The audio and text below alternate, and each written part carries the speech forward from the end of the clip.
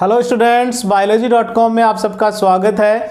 आज के इस वीडियो में हम 12th एग्रीकल्चर का अगला पादप रोग पढ़ने वाले हैं, जीरे का छाछा रोग, जिसे इंग्लिश में पाउडरी मिल्ड्यू ऑफ कुमिन कहते हैं। ये जो पाउडरी मिल्ड्यू होता है इसे एक और नाम से जाना जाता है चूर्णिल आसिता। चूर्णिल आसिता भी कहा जाता है। हम बहुत सारे पादपों में इस रोग को पढ़ने वाले हैं, छाछा रोग या चूर्णिल आसिता रोग। चूर्णिल आसिता रोग इसलिए कहा जाता है क्योंकि इसमें पादप की पत्तियों के ऊपरी भाग पर, पृष्ठ भाग पर सफेद चूर्ण जैसी कवकीय वृद्धि नजर आती है, इसीलिए इसे पाउडरी मिल्ड्यू, पाउडर इसमें आ रहा है, पाउडर जैसा नजर आएगा पत्तियों के ऊपरी भाग पर। तो शुरू करते हैं जीरे का छाछा रोग।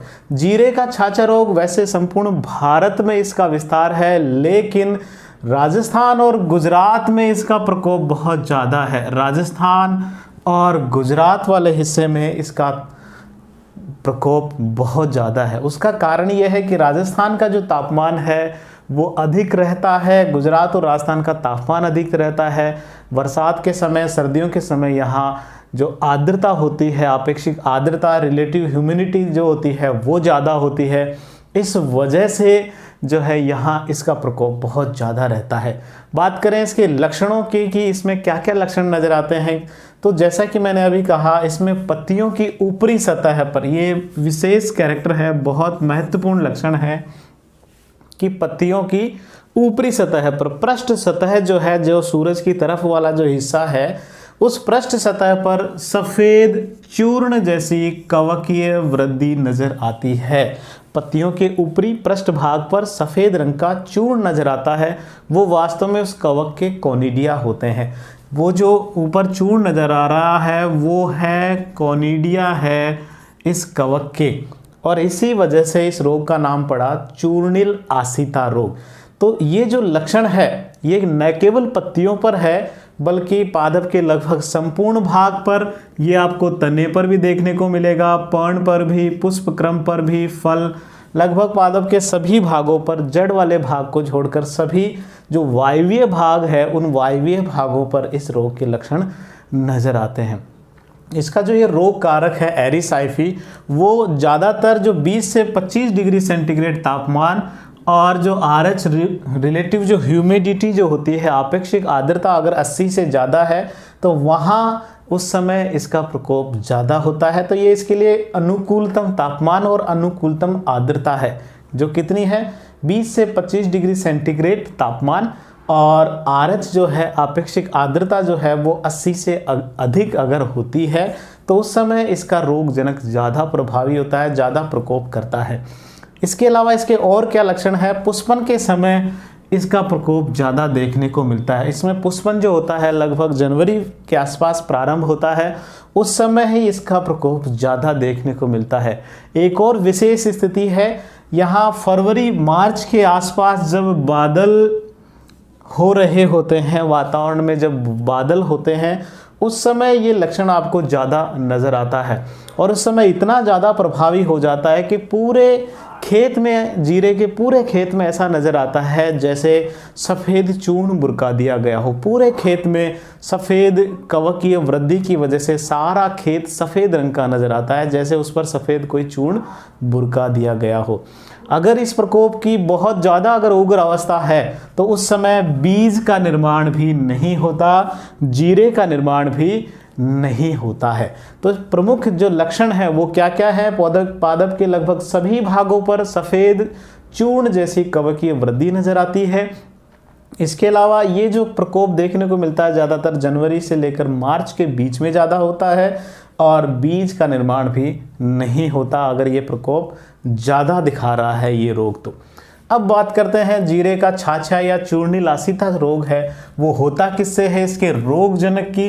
तो इसका रोगजनक है एरिसाइफी पॉलीगोनी। एरिसाइफी पॉलीगोनी, एरिसाइफी पॉलीगोनी इसका रोगजनक जीरे का छाछा रोग एरिसाइफी पॉलीगोनी से होता है।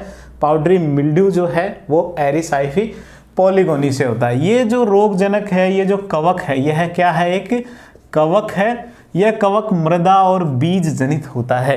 यानी कि इसका प्रकोप, इसका जो फैलना होता है, इसका जो संक्रमण होता है प्राथमिक रूप से वो बीज और मृदा द्वारा होता है। इसका जो प्राथमिक संक्रमण है वो मृदा और बीज द्वारा होता है, लेकिन एक पादप से दूसरे पादप में जो इसका द्वितीयक संक्रमण होता है वो हवा या वर्षा द्वारा होता है। ये जो एरिसाइफी कवक जो है वो पादप अवशेषों पर जब फसल नहीं है, जब जीरे की फसल नहीं है, उस समय ये पादप अवशेषों पर सुषुप्त अवस्था में जीवित रहता है। खेत में जो पादप के अवशेष बचे हुए हैं उन अवशेषों पर ये अपने आप को जीवित बनाए रखता है। तो ये रोगजनक की बात हुई। एरिसाइफी पॉलीगोनी ये एक कवक है जो मृदा जनित और बीज जनित है। इसका संक्रमण, प्राथमिक संक्रमण मृदा और बीज से होता है, द्वितीयक संक्रमण हवा और वर्षा से होता है।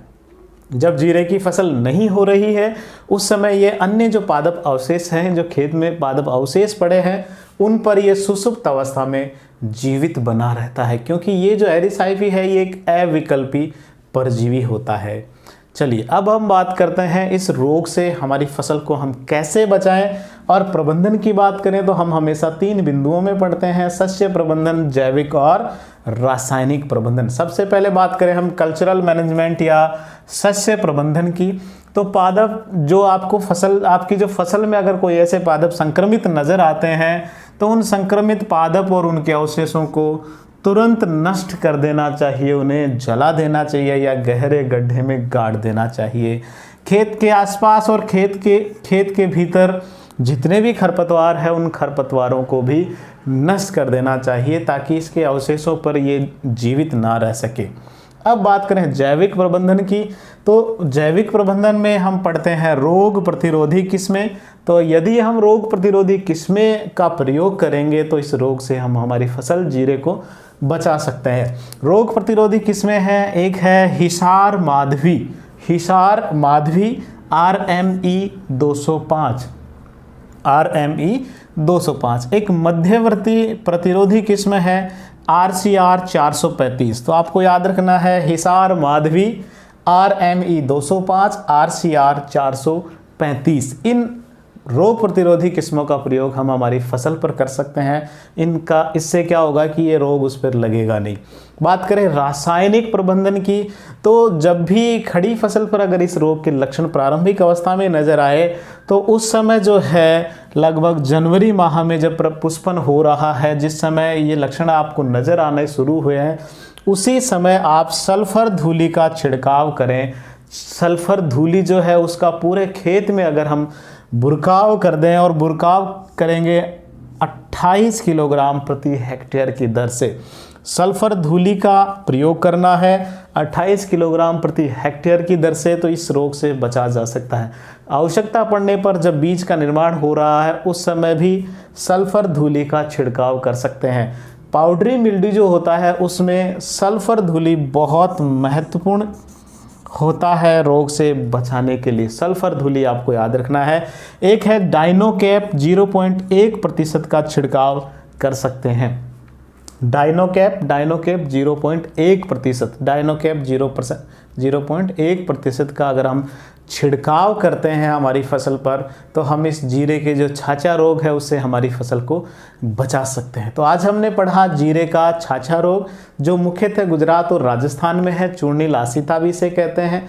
पत्तियों पर और पादप के जो अधिकांश वायवीय भाग है उन पर सफ़ेद चूर्ण जैसी कवकीय वृद्धि नजर आती है। ज़्यादातर ये 20 से 25 डिग्री टेम्परेचर और ज़्यादा आर्द्रता वाले हिस्से में ही ये रोग ज़्यादा प्रभावी होता है। उग्र अवस्था में बीज निर्माण होते नहीं है। किसकी वजह से होता है? एरिसाइफी पॉलीगोनी की वजह से होता है। और साथ ही हमने पढ़ा प्रबंधन, जैविक, रासायनिक और सस्य प्रबंधन। ठीक है बच्चों, तो आज के लिए इतना ही। जुड़े रहें biology.com के साथ, अपने ज्ञान में वृद्धि करते रहें। धन्यवाद।